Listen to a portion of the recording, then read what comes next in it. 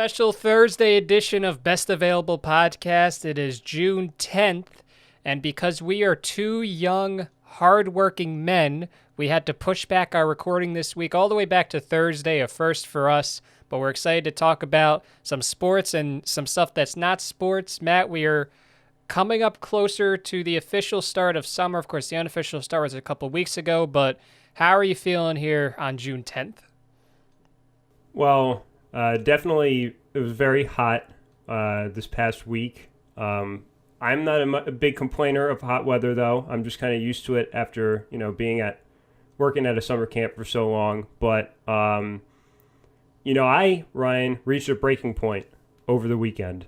It was close to like 100 degrees up at Count Basie Field at Red Bank. We were doing a soccer game for FC Monmouth. It was really hot on the field, and my hair was really thick, right? And I was sweating. I had to go home. I had to take almost 2 showers because it was just a mess. So I got a haircut Monday. We rebranded. We're now in summer matte hair mode, very short on the sides, kind of thinned out on the top as well. So I reached a breaking point over the weekend. I couldn't do it. It was a little too hot with the hair, so a summer rebrand for Matt DeLuca is in the works. Well, if you're watching the video version, that goes double. That's a times 2. If you look at my little video box there on the right, I did not, I don't know if I would call it a breaking point, but you can see that my hair is no longer down past my shoulders. I've been growing it since December 2019, and it is finally over. The experiment has ended.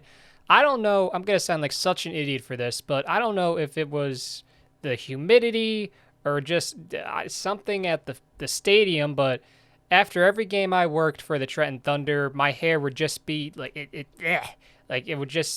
was not a good feeling. So I think that was part of it. Part of it, as you kind of alluded to, it's summer. The temperatures are a little warmer than they were a few months ago. So it seemed like a good time. I agree. It seemed like a good time to just rebrand and get ready for the summer of 2021. It's going to be the summer of Best Available Player, and we're very excited for it. We're not going to start with sports today, Matt. We have something breaking that we have to talk about. Even more breaking than the fact that my hair is now short again for the first time in a year and a half.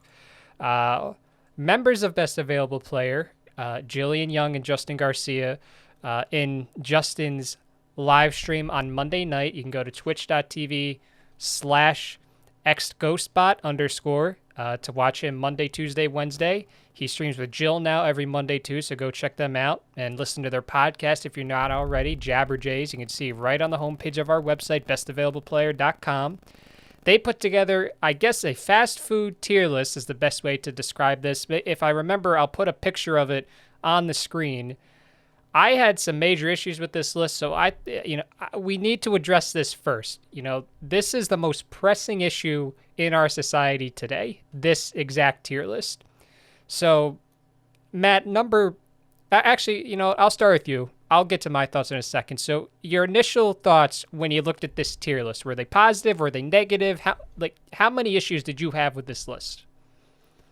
Well, there was a couple places that I have never been to, so I want to preface with that. When we break it down by tier, if we do that, I will remember to abstain from talking about the ones that I haven't been to. But listen, I have respected Jill Young's opinion on food ever since our Monmouth days. One of the people that I can always know has a good opinion on, what we're eating. She knows good food.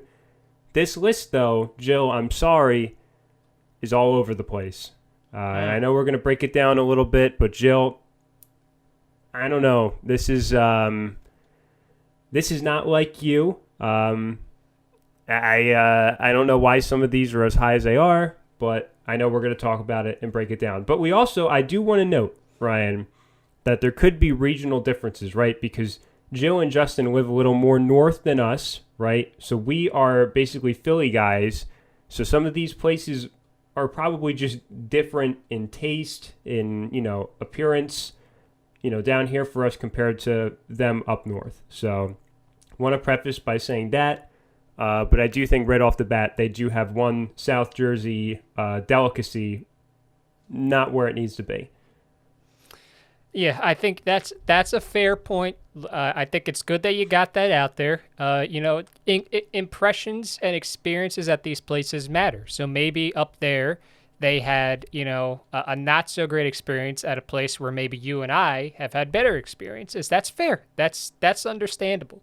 Like Chick-fil-A, for example, if Ralph ain't at your Chick-fil-A, maybe your experience isn't going to be very good. But I think let's start the S tier, right? So they have Five Guys and Wendy's. As a burger expert, I'd like to call myself. I can understand putting No, you Five don't Guys get in to the talk S about tier. these. So No. so You don't get to we can talk keep about it these. there. You got a grilled cheese at Five Guys. That doesn't count. Five Guys is where it needs to be. Wendy's, I would bump down. It's okay, but Five Guys is just a better Wendy's. And they're basically the same thing. Like, why do we have two of the same thing on the S tier is my question. I'm gonna say Wendy's. I think out of all the non Chick-fil-A fast food places you can get some chicken nuggies, Wendy's would be at the top of the list for me. Non Chick-fil-A. I think they have that down to a science. They are always 100% right on the money. Very good. Yeah, I mean, but we're also not ranking it based off of just chicken nuggets, though, Ryan. I just think that they're the same thing. Five Guys and Wendy's are the same thing, except Wendy's offers a little bit more diversity on the menu. But as someone who just had Five Guys over the weekend after my FC Monmouth game, I will vouch that it's still very good. So it was the first time in 2 years I ate it. Yeah, they're just two of the same thing. And then you got a whole bunch of different things right underneath of it. Maybe bump one of those up. You can't have two burger places as your top. Well, you could if it's worth it. I would say I don't think Wendy's is S tier. I will say that. I think you could probably bump Wendy's down. They're A tier. They have Taco Bell, Checkers. We're going to get into Checkers in a second. Chick-fil-A, Domino's, and Wawa. Number one, you got to put Wawa up at the S tier. Maybe this is one of those regional differences, but you got to put Wawa on the S tier. If you live in this state, it's got to be S. Well, you got to remember, though, up north, it's not as common. And even in where they are now, I mean, I'm pretty sure Jill lived farther north than that prior to, and they don't have a lot of Wawas, if at all, up there. I mean, right? Like North Jersey. Down here, we have 3 in our town alone. So there's a big difference there, but I will say you can get so much there. You could get gas. You could go in, you could get some ice, you could get some beverages, you can get whatever you want off the little touchscreen menu. You can do your grocery shopping there if you really want to. They got like salads there, coffee, ice cream. Yeah, there's no way that it's not at the top. I've seen the narrative has continued to change with Wawa. Like it used to be this thing that everybody was so proud of. Now everybody's saying, well, actually, it's not that good. There's places that are better. Just stop. Stop trying to have an original, unique take. Just agree that Wawa is good. Chick-fil-A should be S tier. It's A tier is very, in terms of food, A tier is very disrespectful. I cannot say I've ever had a bad experience at a Chick-fil-A. They've never messed up my order. I can't say that I've ever had any bad food there. That's got to be S tier. Yeah, it's disrespectful to Ralph and his dream team at the Monmouth Mall, Eatontown Chick-fil-A that we ate at for 4 years. I don't know why Domino's is so high. I'm going to be honest. It looks like the only pizza restaurant on here other than Sbarro I would almost take both of those off, right? Because at that point, if you put Domino's on, you got to put Papa John's on. I see Pizza Hut on here too, but where's Papa John's? I think Papa John's is better than. I think Papa is better than Domino's, Pizza Hut, and Sbarro. If you combine all 3 of those together, I still would take Papa John's over all of them. But I would not put Domino's that high. You got to push the Domino down. At least a couple tiers, probably more than that. Checkers shouldn't even be on the list. If you're going to keep it on the list, this should be at F tier. Checkers, I know enough about Checkers to know that you're not going to have a good experience when you go there. Yeah, I'm surprised it's even on the list, to be honest. We had one, I talked about it before we went on the air, right near us, and at one point it was competing with the Wendy's, and you could see the parking lot for the Wendy's was much more filled up compared to the Checkers parking lot. So that's all you need to know about that. Ryan, I know Jill likes Taco Bell, right? If my memory's correct, she will eat Taco Bell from time to time, so I respect that she enjoys Taco Bell. But to put it over Chipotle, to put it over Qdoba, Moe's, what? Why are you laughing? I'm laughing because what you're saying is 100% true. Like, when it comes to Mexican Taco food Bell, restaurants, this is unacceptable. This is like all their A tier, except for like Chick-fil-A. You only get these foods after 10 p.m. Is that what we're ranking it off of, right? Because I will only go to a Domino's and order a pizza. I would even push it back to midnight. I usually only get Wawa after a game at like midnight because it's the only thing open, right? I know you were there getting a coffee roll the other night. Taco Bell, again, you got to get there right as they're running out of meat, like we did a couple times back in college. Those are the only times you go to these places.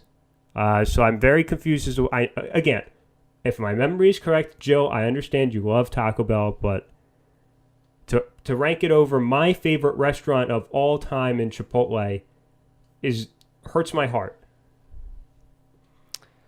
I will say, just for reference, they have Chipotle in the B tier, they have Moe's in the C tier, and they have Qdoba in the D tier. I don't see Pancheros, so I don't know if the Pancheros don't exist up there. In I don't think the it netherworld. does. I guess not. No, because I referenced Pancheros in my class one time, and this person had no idea what I was talking about. So I don't think they have that much up north. I've never really enjoyed it down here, though, to be honest with you. So I'll put a take out there. I think Chipotle would be my third option behind Qdoba and Pancheros. Yeah, I disagree with that. Chipotle is always the number one option, especially with the online ordering that I discovered, during the pandemic. You go in. I will say the one gripe that I have with Chipotle, and I will preface this by saying that I know all of these restaurants you can guarantee are probably understaffed, right? People are looking for people to work right now. There's a lot of pressure on these people to get a whole bunch of orders out, short-staffed. But my orders during the pandemic have been messed up multiple times at Chipotle. I will say that. I would get home. There was one time I had no chicken and I paid for extra chicken. Had to drive all the way. That I did drive all the way back for, because if you pay extra for meat and you get no meat, that's worth the drive back. But yeah, Chipotle's too far down. Taco Bell's only after 10 p.m., Ryan. You can only eat that after 10 p.m. Yeah, I mean, I would not... There were people that we know that were caught outside a fast food restaurant in the middle of the day. Taco Bell's another one of those restaurants where I would not want to be caught there in the middle of the day just chowing down. It's not number one on the list like this place was. It's in my top 3. It might be number 2. Yeah. I still remember the picture. Shout out to Glenn Denegris for that picture, by the way. There's only a certain amount of people that know what we're talking about. We'll keep it that way, but I still can't get over that picture. Anyway, are we on the B tier, Ryan? Because I got issues with the B tier. You have issues with the B tier. Okay, I'll go with what I agree with. Popeyes, I think, is fair to put in the B tier. Chipotle, for the most part, I would say is fair to put in the B tier. I might put it in the C tier, but I could see putting it in the B tier. Shake Shack, you could make the argument you could move it up, but I know that, they're a little pricier. Everything else, I think I might bump down. Yeah, so Burger King is very high up on the list. Yes. And I want to preface by saying I have not consumed Burger King in years, right? And there's one right near my house, too. But I prefer the Arches over the King, if we're being honest. Sonic, I don't really know why that's so high. I guess because of their beverage selection, right? But I would bump Pizza Hut down. Shake Shack, I agree, Ryan, a little pricey, but I think it's like Chipotle. You're going to pay a premium. You're going to get, a really solid product every time. And White Castle. I know you're not a big burger guy, Ryan, but the last time I had White Castle, I was not very satisfied with my product. So I would bump that down as well. That's another thing you don't get till after 10 p.m.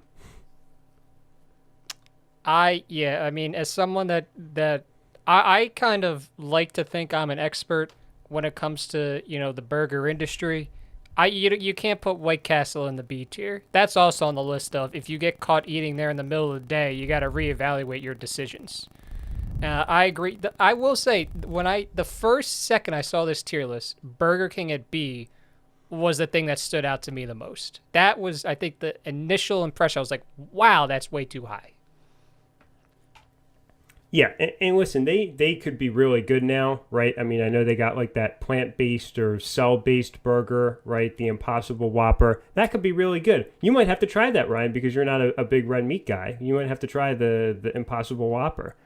Yeah, I don't know why that's so high. There's a lot of burger places on here, too. So I guess, we have to decipher what makes a good fast food burger restaurant tick, right? Is it, a lot of beverages like Sonic has? Is it the nuggets like Wendy's has? Is it the premium that Five Guys has and Shake Shack? Or is it just the all-around, slam dunk of like a McDonald's or a Burger King? Because it's like we're comparing, Jordan and LeBron here. We're comparing two great things that do things a little bit differently. I will say, because we have a Sonic right near us, I think you make a good point. You go to Sonic for your beverage and your shake options. Because I don't think I've ever been satisfied getting food there because everything is like made for ants when you go to Sonic. Like I'm never fully satisfied after a meal at Sonic. I think the portions, I know you're not paying a lot, but I think the portions are way too small. Well, most of their commercials, like the two dudes that would sit in a car every time, right, at the drive-thru, most of them were beverage related anyway, right? I mean, especially, like, their probably premium months are right now, Ryan, right? I mean, just the other day, I was out and about, I'm like, man, I really need, like, a cold beverage, right? Just something to keep you going a little bit through your errands or whatever. Sonic would be towards the top of that list. But as you said, would I go and get any kind of food there? Not really, because they give you, like, 4 fries in your carton. So yeah, I would rate them more as a very, very good beverage place, but not a good meal place. So the C tier, they have Panera at C. I've never been to Panera, so I can't speak on that, but I'm sure some people would say they're S tier. I don't know. Can't speak about Smash Burger. I will say the biggest issue I had here, and you kind of alluded to it, Sparrow being in the C tier is an absolute disgrace. I have never, in all my years of eating at a Sparrow, there's one in the Morristown Mall, right? Yeah, that's where it was. I went there several times. It's just, of course, Michael Scott's favorite New York pizza joint, the Sparrow, authentic New York slice. This should be F tier. I think that was another big issue that I had with this list. So I want to tell Justin, if he's listening, a story here. So junior year for us, so Jill's senior year, myself, Ryan, Nick Halper, and Jill, we all went to New York, right? Why did we go to New York, you might ask? Well, because Matt wanted a Gordon Hayward jersey 2 days after he broke his ankle completely. So we went there, we were hunting for it, whatever. We're like, well, we got to go and find, like, the best slice in New York. So we were looking through, like, Dave Portnoy's pizza reviews, trying to find which one scored the highest. We came up with this one. I forget the name of it. We got like an 8.3, right? So we walked like an extra 20 minutes. We got like a whole pizza. And Jill is someone who loves pizza, right? I mean, I see pictures with Jill and Justin all the time with these elaborate pizzas that you have commented on in the past. Remember, Ryan, with the ones with all the toppings on it. So to see Sparrow in the C tier is not only a slap in the face to the owner of the pizza restaurant in New York when we went to go get Matt a Gordon Hayward jersey, but also to all the pizzas that you ate on the beach on your Instagram pages, to all the other pizzas that we've had, even a slap in the face to the pizza at the Student Center, in my opinion. I, as an Italian who enjoys his pizza every week, it should not be on this list. I'm sorry. This is the one thing that I just cannot stand for. Like, this is, like, Sparrow is like an absolute last resort. And even then, if I hadn't eaten in like 12 hours, 16 hours, I still think I would walk past the Sparrow and just hope that there's something else at the end of the road. It's just, you don't voluntarily go to Sparrow. Never. Yeah, I will say they have Panda Express on here, though. I have never been there, but I want to try it badly. I've seen a lot of commercials. It looks pretty good. So I will say that could be right where it needs to be. Could be higher. I think they have Jersey Mike's right on the nose, right in the middle. Sometimes when you go to Jersey Mike's, it's really good, hits the spot, right? Other times it's a little too soggy, a little too salty. So they hit it right on the nose there. KFC I haven't been to, Ryan, I'm going to be honest, in probably a decade. So it could be really good. It could be really bad. I don't really know what their product is anymore. And then the rest of it, you mentioned Panera. That is only a lunch spot, in my opinion. So I don't know if you know my weird food takes. There are certain things that you only eat certain times of the day. I will only eat a sandwich for lunch, unless it's a burger. Burgers could be for dinner. But sandwiches and like soup and salad, that is a lunch food because it doesn't fill you up. Especially at Panera, they give you these like smaller portions as well. And when you pay for a bigger one, you're paying like $15 for lunch, which is crazy. That's like for me when I used to work up near New York, that's how much a normal lunch would cost. But down here, right, it should be cheaper. You shouldn't be paying $15 for lunch down here. So Panera, if you got the money to spend, that's where to go. The food's good. It's just you got to have the money to burn there. The D tier, this might be the tier I have the most issues with. Dunkin' Donuts should be F tier, in my opinion. And I say that as, a very loyal patron to Dunkin' Donuts for 2 years, from 2017 to 2019. Every morning in my office, and even before I had an office, just anywhere, you could see me with my Dunkin' Donuts bag. Qdoba is way too low. It should be, I have it in my S tier. Subway, you should at least bump up to C tier, I think. McDonald's, I think Subway's worth the C tier. They came out with the study that said Subway's bread is the equivalent of cake. Like the nutritional equivalent of cake. I don't know. That's just a personal thing for me. I think they have Subway where it needs to be. I would take Jersey Mike's over that any day of the week. I would put it in the C tier. I'll die on that hill. Noodles and Company. That was I was telling you earlier. I think that was like a big high school hangout spot. When we were in high school, there was one near us. I've never been there, so I can't speak on it. The McDonald's, I hate to do it, but I might have to bump it up to the B tier. I think D is a little low for McDonald's. I think you need to make a trade between them and Burger King. I think the Arches deserve to be on the B tier. I mean, the moves they've made on their menu recently, and that's partially because I've had to eat there, after some late night games the past couple weeks. So I've sampled their menu a little bit. I think you got to make the trade there for Burger King and the Arches. I think the Arches deserve to be on the B tier. And we used to consume McDonald's at a pretty decent rate when we were, coming back from games late, right? Sometimes we would get Dylan and Chris and we'd do a little full car ride over there. We never went to Burger King, did we? No. We always went to Mickey D's. Have like the Sinatra music playing when you go inside. Well, this was the one on Cedar Avenue. This was the one where the infamous picture was taken the other day. Very solid McDonald's, in my opinion. Very consistent, which I don't know if that's a good thing or a bad thing. I will say, because, since I've left college, I've adopted a healthier lifestyle of eating, good fruits and vegetables, good meals, exercising more. I don't know how I survived more in particular, because I was the fast food fiend in the house, especially the senior year of college. Because as you said, we would always make those McDonald's trips after games and stuff. I just cringe thinking about that nowadays. The E tier, they have Arby's.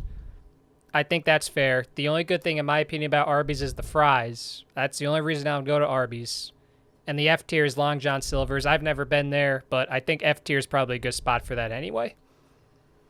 The last time I ate at an Arby's was very, very long time ago, and there was ants on the ground inside. So that's all you need to know about that. It was the one on, well, you know what? I'm not going to give up the location. I don't even know if it's still in business, but yeah. They could go down to the F tier as well. There were two near us. They both closed, so that should tell you something in and of itself. Yeah, but to go back to your Dunkin' Donuts take, I don't think that they should be on here, because at that point, then you would probably have to put Starbucks on, right? I mean, you have to put on every coffee place, that's a chain. I don't think Dunkin' Donuts should be on this list, because there's nothing to compare it to. I feel like Dunkin' is different than Starbucks and any of the other major reputable coffee chains. I feel like there's a distinction there. Yeah, but I don't know. I still wouldn't put it on here when you have like Taco Bell and Five Guys on here. It's just, I feel like you don't go to Starbucks for like a breakfast sandwich or a bagel or anything else. You go to Starbucks to get a coffee, maybe a cake pop if you're feeling really frisky in the morning. But you go to Dunkin', you're going there to get something resembling food. I will say, in hindsight, it never made me feel good after I ate it. I always felt like really bad for like 30 minutes. But every day, I just, part of the routine. That's why I would put it in the F tier. I can see where you're coming from, though. Yeah, I think the reason why Starbucks doesn't sell a lot of the stuff Dunkin' does is because it would cost you $25 to get a sandwich and your cup of coffee in the morning. But, I think overall, I do want to be fair to Joe and Justin. Some of these places they nailed. Some of them are in the neighborhood of where they have to be. But as, two people that we have seen them take pictures of a lot of pizza before, right? Whether it be on Snapchat, Instagram. I think having Sbarro in the C tier is a crime. That is my big takeaway. And I know you would probably agree, but as big pizza connoisseurs that they seem to be on social media, very concerning that they put that where it is. Yeah, I agree. Yeah, they need to be held accountable for their actions regarding that. I'm glad we spent 28 and a half minutes talking about fast food restaurants. So now we're going to transition away from food, and we're going to go into we'll do a little hockey first, just because we can knock that out kind of quickly. We do have the final three. We're still waiting on the fourth team. So when we talked last, the second round was basically just getting underway. And now the Lightning have advanced. The Islanders have advanced. That's one semifinal. That's not really conference final this year. The Canadiens have swept the Winnipeg Jets, and we're still waiting on the Avalanche and the Golden Knights. The last time we talked, Colorado was up 2-0, and now they've lost 3 straight games. So I think this is really the only series worth talking about. I know I'm going out on a limb here picking the team that's winning the series, but I think Vegas is going to win this series. I think they actually, Game 6 is tonight. I think they actually close it out tonight at home. And I think Vegas is going to play Montreal in the other semifinal. Nah, I disagree here. You were telling me since like the beginning of our college days, right? Since like 2015, 2016, watch out for the Avalanche. Like they're coming. And they're here, and they looked really good for like 6 games, and then they just kind of imploded over the last 3. I'm still going to ride with the Avs. I think they're very good. I think they're more than capable of getting a game on the road, regardless of how sold out or how loud the Fortress is out in Vegas, whatever they call it. I'm still going to ride with the Avs. I really want them to win because I selfishly want the Lightning to play them in the Stanley Cup Final. Now that my team graciously bowed out last night at the Coliseum. I really want Colorado to keep this thing going. It does hurt as a longtime Avalanche supporter, but I think that this just isn't their series. I think Vegas is just playing too well, and as a day one Vegas Golden Knights fan, I think they will win this. I will say whoever wins this series, whether it's the Avalanche or the Golden Knights, they're going to curb stomp the Canadians. I'm sorry, excuse me for my pronunciation. I think they're a cool story. I think it's great that they beat Toronto, but I think that's more in Toronto. I think it's great that they swept Winnipeg, but I think that's more on Winnipeg's end. It's not that I'm not trying to give credit to Montreal because you still have to win the games. I get that. But the talent disparity between them and Vegas and Colorado, it's going to be too much to overcome. And especially because they're going to be playing in front of, packed houses for pretty much the first time all season. It's going to be a tough adjustment for them. I can't see Montreal taking a game from Colorado or Vegas, whoever wins. That could also give them an edge, though, too, right? I mean, getting all the adrenaline pumping for the first time, playing with that extra edge, that might work for like a game or two. Do they still have Shea Weber? Is he still kicking around for them? Yes. Because I saw they have Corey Perry as well, so they have basically, a bunch of guys that were good 5 years ago. But hey, whatever works. That was when Mark Scheifele tried to murder a guy in the Canadiens, right? So Winnipeg was without him. We talked about how the Scotiabank North. We talked about how that division's kind of weaker compared to some of the other ones in the NHL. So it doesn't surprise me that there's going to be some disparity. We knew there was going to be some disparity with whoever was going to come out of that grouping of four when you compare them to Vegas, when you compare them to Colorado. But yeah, cool story. I don't really know what this does for them. Maybe it attracts some free agents in the offseason to help build up their team. But remember, we talked about it last week. They did make a little bit of noise in the bubble as well. So they're not completely just like a Cinderella story. They can play in pressure-packed moments. So yeah, maybe they're around in the future. I think it's just a case. Carey Price has been outstanding for the most part. I think that's been a big part of it, and then the rest of the team is doing just enough to get by. I mean, listen, it's a great accomplishment to sweep somebody in the playoffs. I'm not trying to downplay it, especially after a tough 7-game series.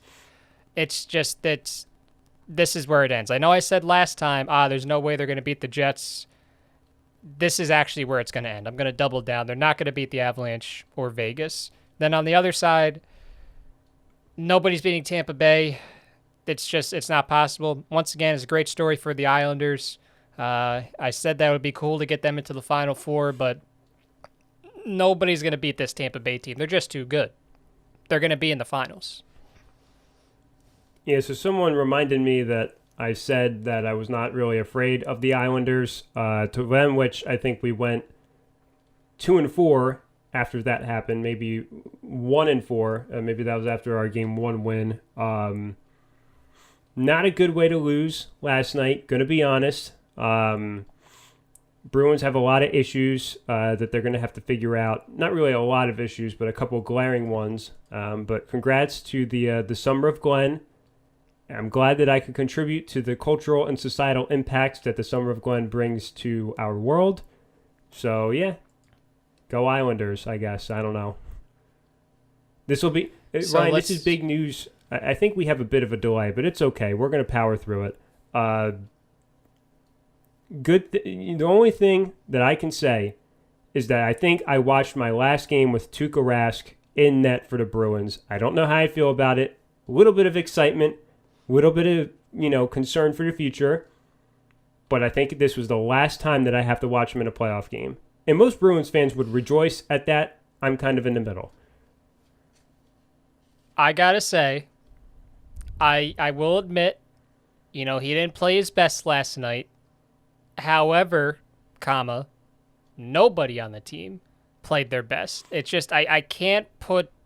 I know we talked about this about a month ago, how the fan base tends to just pile on Rask. I can't do it. Like, from what I saw, Grzelcyk gifted them 2 goals. Rask tried to pass it out to Riley, and Riley misplayed it. That led to an easy goal. It's just like, I can't. I'm not trying to make the case that he played well, because he obviously didn't. He didn't steal like any saves. He didn't do what a goalie needs to do in the playoffs. But I just can't pile on the guy. It's hard for me to do that. So here's where I think the fan base has an issue with him. And this is from a guy who's lived in Jersey his whole life, kind of observing from afar the Bruins fan base, online and everything. It's more so how, I guess, he just looks, right? Because he's very, doesn't show a lot of emotion, right? Very kind of focused, right? I guess is the best way to describe it. So when goals like that happen and he kind of they cut to him after the goal is scored and he's just kind of staring out into the abyss, I think a lot of people have issues with that. I think he's a really good goalie, one of the best in our illustrious Original Six history, right? I think we can agree to that, especially with all the postseason games he's played. But there's been just some key moments to where stuff has fallen apart and he has contributed to it. I do agree. Grzelcyk had a really bad game last night. They were also trying to take out Charlie McAvoy. Some cheap shots early that kind of threw off our lines a little bit, made some other guys tired. Obviously, no Zdeno Chara, no Torrey Krug. They left in free agency. We had a couple other guys that were hurt from some cheap shots from the Capitals. So, yeah, it wasn't really anybody's night, but I'm disappointed because I think, and I think you would agree with this, I think we were by far the more talented and better team. Yeah, I mean, I do think on paper I would have taken the Bruins. In fact, I think I said that I would take the Bruins over the Islanders. However, I saw a comment about the Canadian series, and I'll say it again here. It's a good thing that the games are played on the ice and not on paper. So the Islanders, they don't have a very appealing play style. When you're watching your team play them, you get very frustrated. But they're able to grind out wins. They're able to do what they need to do, and that's how they've gotten to the Final Four again. So good for them, but they're just running into a buzzsaw of a team in Tampa Bay who has all their guys. They have probably the best goalie in the league in Vasilevsky. I think this is just where their road ends. I really don't see how anybody beats Tampa Bay. Even Vegas or Colorado, I don't see how they beat Tampa Bay. Like, I'm all in on Tampa Bay at this point. Yeah, they're really deep. You mentioned they have all their guys. The way the Islanders play, very choppy defensively, right? They're going to defend for 60 minutes, make things harder to complete passes and stuff. Tampa Bay just has more talent, right? I mean, it's just overwhelming. As someone who, in a normal year has them in the division with the Bruins, I always hate playing them, especially when it's in the playoffs. Didn't they play last year in the bubble too, and didn't Tampa Bay kind of run them over a little bit? It's a possibility. I can't tell you off the top of my head. Yeah, I mean, I'm gonna look that up. They could have, because Tampa Bay beat us in the second round, so could be a possibility. But in any case, they're just, for whatever reason, they've had the same core for years, and they've been able to retain these guys. And not only do that, they're like the Dodgers in some ways. They've had this core, right, where they've got some homegrown players. You go out, and every trade deadline, it seems like, Ryan, they add on like another really good guy, right? For years, they were just picking off guys from like the Rangers, some other teams. And now they've just built, like, basically half of the Rangers' good players from the past, some of their homegrown players, some really good free agents. It's remarkable what they've done. And it seems like that team's going to be together for like 3 to 4 more years, too. I don't know how. It's like the Dodgers. They just keep adding guys every single year, and you wonder how they do it. It's remarkable in some ways that they only have one cup. Well, they have a very good chance of going back to back. By the way, last year they did face off in the Eastern Conference Finals, the Lightning and the Islanders. This is a rematch. The Lightning won Game 1 8-2, and that kind of set the tone for the rest of the series. Tampa Bay won Game 2, then they went up 3-1. The Islanders got one more game, and Tampa Bay won that series in 6. I think there's a very good chance they win this series in 4 games. It's just that I find it hard to believe this team's going to drop a game heading into the Stanley Cup Finals. But listen, been wrong before. Let's go into the NBA. We're going to talk a little bit longer about this. We'll start in the East. The Milwaukee-Brooklyn series, I really thought Milwaukee was going to give Brooklyn a run. I thought that this would be a competitive series. Game 3 is tonight. James Harden's not going to play. Jeff Green's not going to play. But I don't think it's going to matter. The Bucks just look out of sorts. It doesn't seem like they can do anything right. The Nets are just. It seems like the Nets are just too much to overcome. I thought this really could have been the Bucks' year, but they just ran into this Brooklyn team that seems unstoppable. Yeah, so it's kind of crazy how deep Brooklyn is this year. Even without James Harden, they could just throw in a bunch of guys off the bench that play really well, right? I mean, Landry Shamet was a guy who started for a couple teams. You have Blake Griffin sometimes coming off your bench. He started too.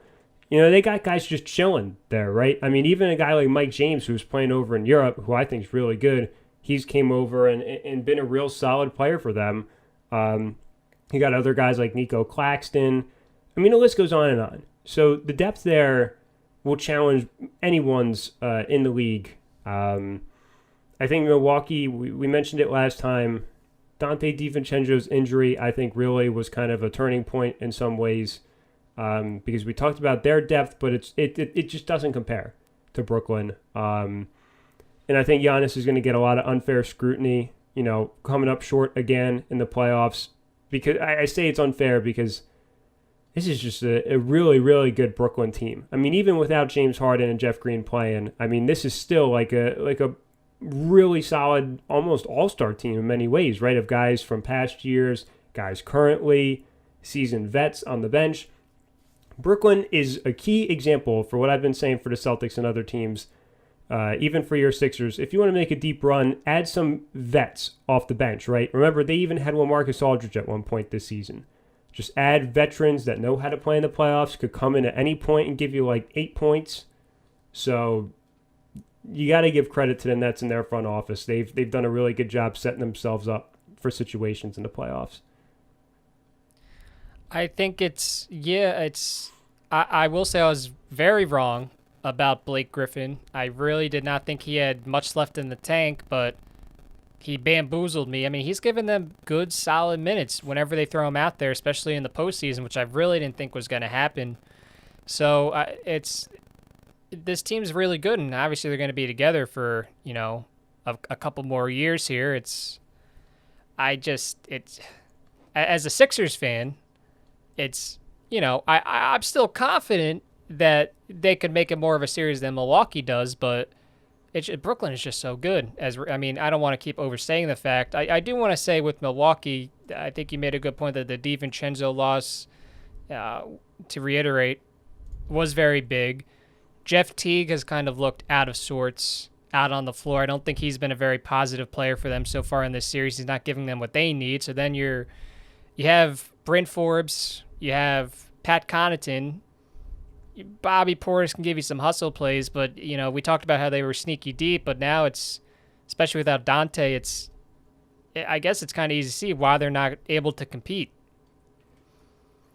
Well, I think part of it is also just because their star player and Giannis is still working on an outside shot, so that limits your offense right there in terms of what you can do. Maybe pop him out for a shot. You can't really do that. You got to get him downhill going to the basket, and there's a guy that has the same frame as him on the other side in Durant, right? I mean, so you're going to have to kind of, and I know people will bash Giannis for his whole career, right? It's like the Ben Simmons narrative, he's got to develop an outside shot to take the next step.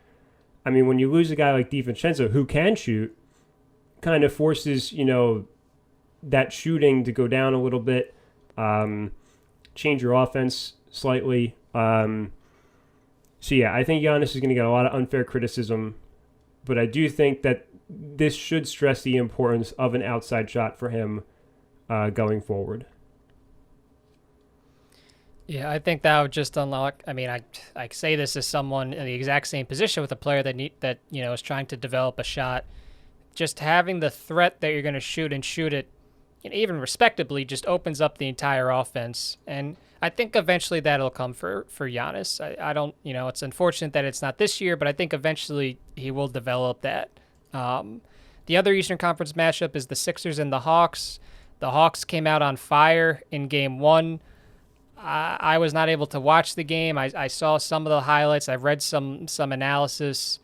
It seems like, I don't know if the Sixers overlooked the Hawks. It seems like Doc just put out an all-bench lineup, and the Hawks went on a 17-0 run, which is something he's been known to do in the past, rely too much on his bench. Game 2 was a little better, 118 to 102. I'm not worried. I mean, Embiid's playing incredibly well. MVP runner-up. I think the Sixers win this series in 6. I'm really not worried. But, Atlanta, I think especially Game 1 showed a lot of people in the city that maybe overlooked them. Atlanta's a very good team. They're not the Wizards. They have a lot of ways to hurt you, even without DeAndre Hunter on that team anymore. Yeah, so Embiid's basically playing on one leg right now, which should concern you a little bit. At least coming down in crunch time and being able to conserve his minutes and preserve him for late game situations. I will say Atlanta's very, very good. Do I think this is their year? Probably not. But I do think they could steal more games. I wouldn't be surprised if it went 7. Atlanta is, getting that atmosphere back, playing in front of fans. People have talked about it like it's different there now. That the fan base, Trae Young has really helped revitalize this franchise in many ways. So I think it's going to be a lot tougher going down there than a lot of Sixers fans think, Ryan. I wouldn't be surprised if it came back 2-2.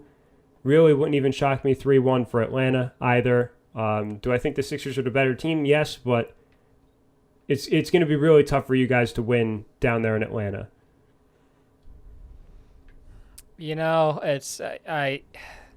I'm really not worried.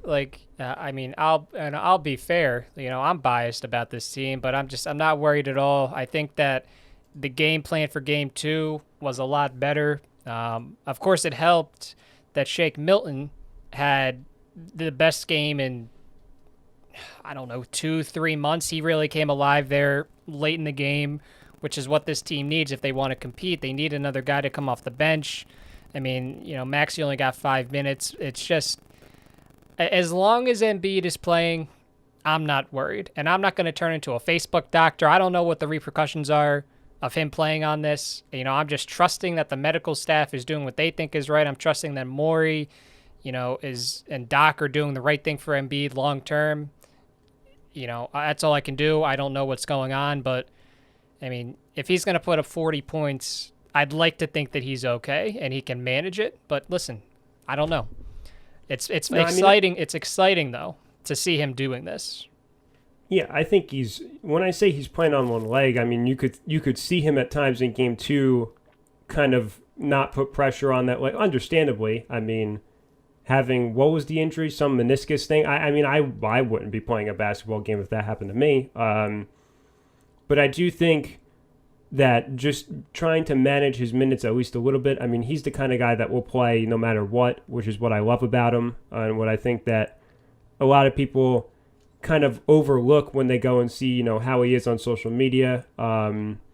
He's a guy that will always go out there for his team, and that's one thing that I respect the most about him, and also that he's really funny. But yeah, he looked good considering, Our resident doctor said it's kind of a serious injury. Shout out to our resident doctor. We won't name names, but does not have a MD, more of a different letter organization. But I was worried for you guys, not having Embiid, but he went out there and played well. So you're going to need him for Brooklyn, is what I'm saying, Ryan. So don't expunge everything you have of him now.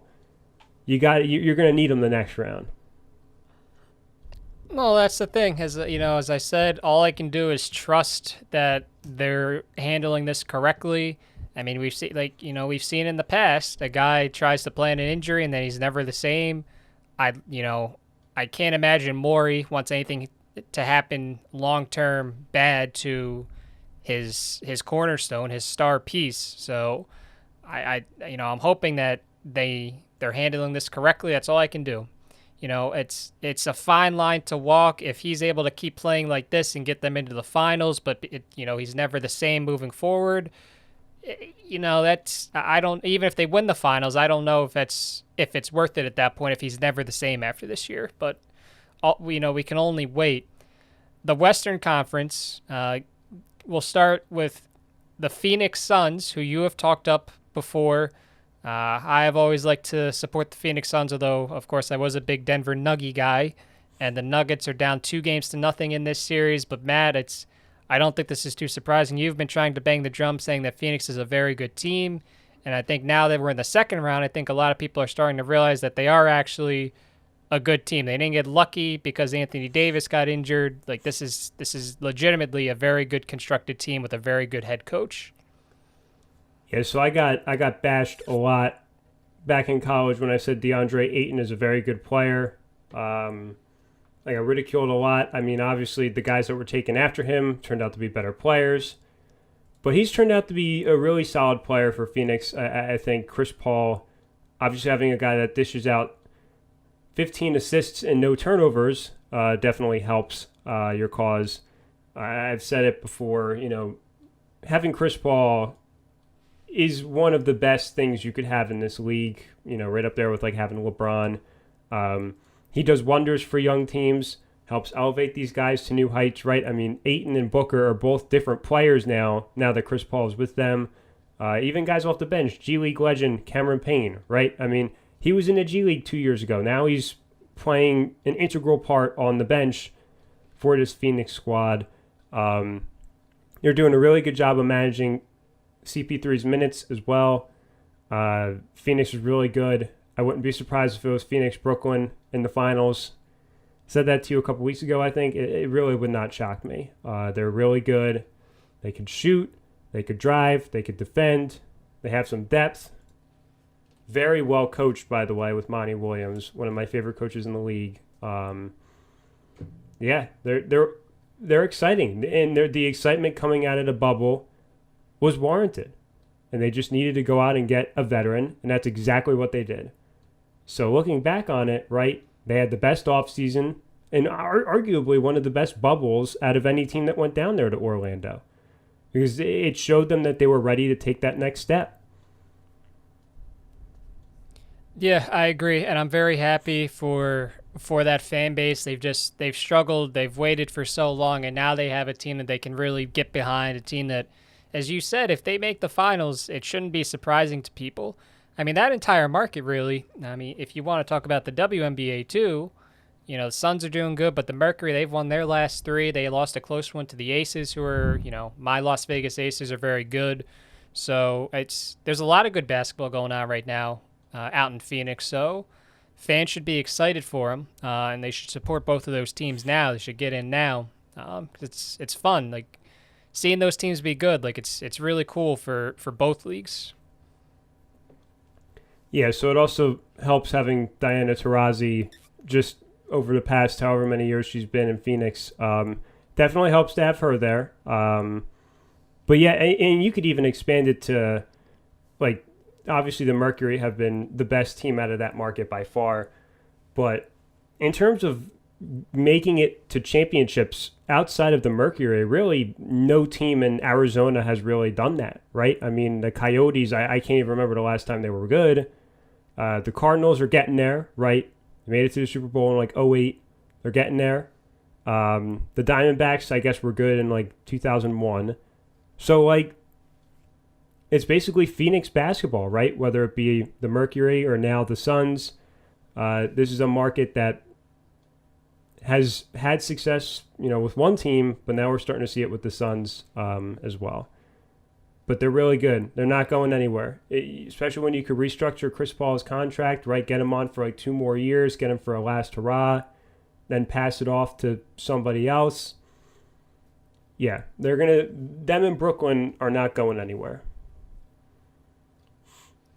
We'll see. The game 3 is Friday night. We'll see if Denver, with home court, can maybe get a game here. I'm sure they will. They're not going to get swept, but we'll see if they can even it up going back to Phoenix or if it's going to be 3-1. The other Western Conference matchup, the 1-4 matchup, Utah and the Clippers. The Jazz won game 1, a very close game 1, 112-109. Donovan Mitchell had an outstanding game, putting up 45 points, albeit on 30 shots. I'm excited for this series. I'm excited that the Clippers were able to get out of the first round against the Mavericks. I would much rather see this matchup than Utah and Dallas. I'm rooting personally. I know, for the league, they're hoping that a Los Angeles team makes it, but I would love to see Utah and Phoenix in the Western Conference Finals. I think that would be, from pure basketball perspective, I think that would be a lot of fun. Well, this is where all the casual fans come in and say, oh, well, they have Kawhi, they have Paul George, it's going to be easy. Like, oh, it's the Utah Jazz. For those who watched that game, it was a high-level basketball game, right? And talk about the crowd as well, right? One of the loudest that we've seen in the playoffs so far. And arguably, trying to think, outside of like Philly and maybe Atlanta, it's going to be the loudest building you're going to see the rest of the playoffs. They're very good. I've been saying this for a while. It's because it's the Utah Jazz and they don't have like a star player that people are writing them off. The Clippers are very good. They could very easily make the finals. They could very easily get swept. They're a very hard team to pinpoint how they're going to play on a night-to-night basis, but this might go 7 games, might be 4 games. Who knows? But I do think the Jazz are the better team. I do think, it might help to have the Clippers move just in terms of ratings, but at the same time, as you mentioned, from a basketball standpoint, Utah and Phoenix would be outstanding. Yeah, I mean, this game was really interesting. I mean, coming out of the half, Utah was down by 13. They make it a tie game going into the fourth quarter, and it took Gobert blocking Morris's shot there at the end of the game with like a second left at the buzzer, just to clinch that win by 3. I mean, this was I think one of the better games of the postseason so far. It's just the Jazz had that lead, and then the Clippers built. They ate into it. It's just this. Yeah, I agree. Like, this was just a really fun game to kind of just follow along with and see what was going to happen. And I hope it does go 7. I think that would be really neat. Yeah, you mentioned the defensive stand at the end with Gobert. Joe Ingles, right before that, kind of forced the ball into the corner for Morris to take that shot. Utah is pretty good defensively. It also helps to have, Rudy Gobert, who is one of the best defenders in the league, on your team. It's still hard for me, though, to figure out which Clippers team you're going to get, right? Because there's some games they look like they could win the finals, look like they could, go step for step with Brooklyn. Then there's other nights where, they were really struggling against Dallas. You wondered if they were going to make it out of the first round, whether they were going to blow the team up. If they play like they did in game 1, they could be a finals caliber team. Obviously, they lost, but it took a really good, as you mentioned, defensive possession by Utah to close that game out. Because LA kind of climbed back in the final moments, made things interesting, but they're just a hard team to figure out. They've been like that since they started that team up last year. So we'll have more to talk about the NBA and the NHL next week, of course. To end the show, a couple of things. Number one, for those of you that have been following along with this storyline on the podcast, the ever elusive mini golf challenge between myself and Glenda Negris. There is finally a date set for that, which is very exciting. We have a location set as well. That is going to be a video that will go up on our YouTube channel, Best Available Player.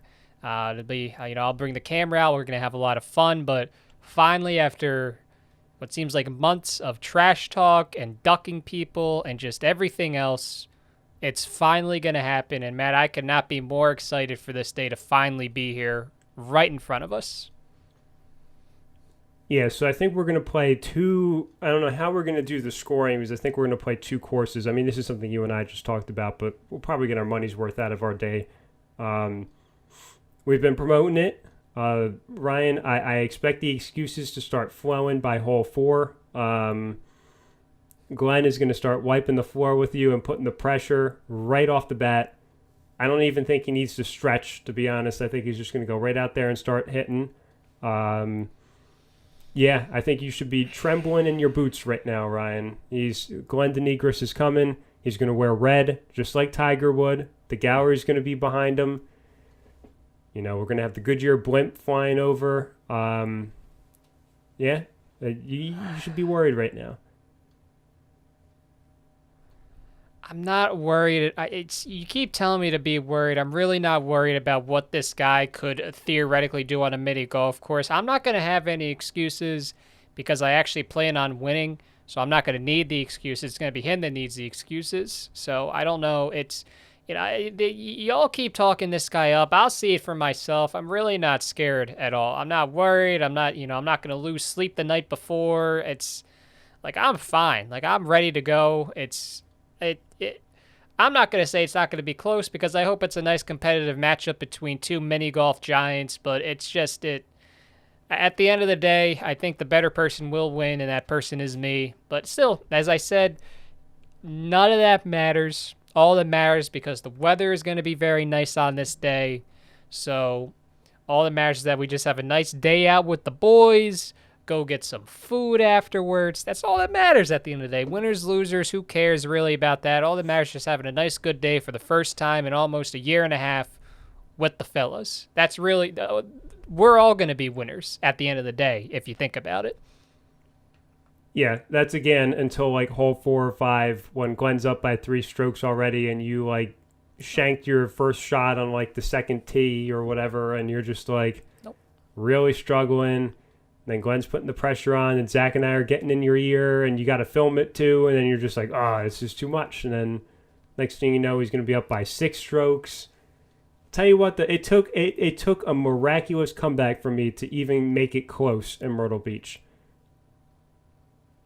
It did. And then when I played with him in Miranda, I guess the following spring, it wasn't even close for either me or Miranda. He just ran away with it in the heat of the day, too. Well, it sounds like the competition level he's faced has been D2. He hasn't, he's had tune-up games against FCS competition. He hasn't played a good D1 opponent yet. His strength of schedule doesn't seem like it's been very good, is what I'm Glenn will vouch that I had a very solid round in Myrtle Beach. I'm much more like myself when we played in South Carolina than when we did at the Monmouth Racetrack, that little mini golf course that was there. That was not my day. He could tell. It was just rattled right from the start. You don't even need to be worried about me, though, Ryan. You got to be worried about yourself versus Glenn, though. I mean, you get worried about the competition. I'm not worried about you or anybody else. Listen, I'm worried about me hitting the small ball into the hole. That's all I'm worried about. I'm not worried about anything else. I can block everything else out. I'm going to be in a great mood. I'm going to be in the zone. I'm going to be fine. You don't have to worry about me. I'm going to take care of my business. It's just whether he can take care of his business. If he does, it might not be good enough. It won't be good enough. But we'll see. As I said, we're all going to be winners. I do have a Pops My Tarts to end this. I don't know if you do, but I will go first. So when I got home from work, as I said at the start, we are both hardworking young men. So when I got home from work on Saturday night, it was about 11:45. A house not on my street, but a house street over there was blaring music. They were shouting, they were screaming. It sounded like a college party, but it was all outside. And listen, I'm not I'm all for people having fun, but I had to be up early the next day. And at 12:15, 12:30 a.m., this was still going on. Now, there's a noise ordinance, obviously. And so I will say that somebody, it wasn't me, but somebody felt that it was the right decision to make a call to somebody about this noisy party. And 10 to 15 minutes later, there was no more noise. So the Pops My Tarts, I'm all for having a good time, all for having fun, especially now because, you haven't been able to do it for a long time. But be considerate of your neighbors. Be considerate of people that are not even on your street, but on adjacent streets. Maybe just turn down the music a little bit. Use, maybe keep your voices a little lower when it's after midnight. That's what Pops My Tarts. If, loud music and shouting and screaming after midnight. I hate to sound like an old person, but there's no need for it. Some people got to go to sleep. Some people got to be up early the next day. So just be considerate. Well, we once were part, the life of the party, right? Then we graduated and then the pandemic. So maybe that'll reawaken our side of that, of having a good time. We're going to have a good time next week, though, at the place where we're going for mini golf, right, Ryan? That's the slogan. But it is one of the rules if you look on the scorecard. Yeah. But I do agree, noise late at night doesn't help. As someone who will stay up basically all night on Saturdays after games to do post-game work whenever there's a party on the street, doesn't help me focus. What pops my tarts is humidity. Not a fan. Listen, I can deal with like 100-degree dry heat, right? The hottest you could go for dry heat, I can handle it. But once you start throwing in humidity, that's when I draw the line. Very humid the other night. We had a scrimmage somewhere in central Jersey. I won't say who, little edge for competition. But we were in the woods, right? Basically, land is at Cosenza. A bunch of nuclear-sized bugs flying all over the place. Very nice facility, though. But it was just very humid. Very humid because it was right after it rained. So I always love going to this place where we were at, but it was just very humid, and it made my experience not as great as it usually is when I go there because it was just so sticky and hard to breathe. And yeah, so that's what pops my tarts. Ruined what would have been, not ruined, but it put a little sour taste in my mouth of what is usually a fun trip to where we were at the other night. Yeah, humidity is not fun. I despise humidity. That's why summer, I know you can have humid weather, at other times, but summer especially, it's always just such a pain. That's why summer is fourth on my list when it comes to seasons. It's not fun to have to deal with when you're outside. It's just, it ruins my mood when I look at the humidity, and it's gonna be unbearable. It's too much for me to deal with. So I think that's a good Pops My Tarts out of you this week. Yeah, and the problem with humidity is that it brings in, as I mentioned, just all kinds of bugs that you've never seen before. And then when you go inside, you kind of feel the extra layer on you, right, of just humidity and like sweat and just grossness. Again, I love dry heat. I can handle dry heat. You put me in like Arizona, I'd probably be fine. But if you put me in Florida, I don't know how long I would last there. I know we got a lot of friends down there now. I don't know how they do it with the humidity.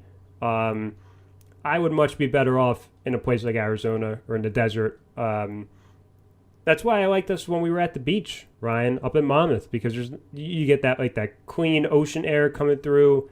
Wasn't always really thick, right? A little bit easier to breathe. Yeah, humidity pops my tarts.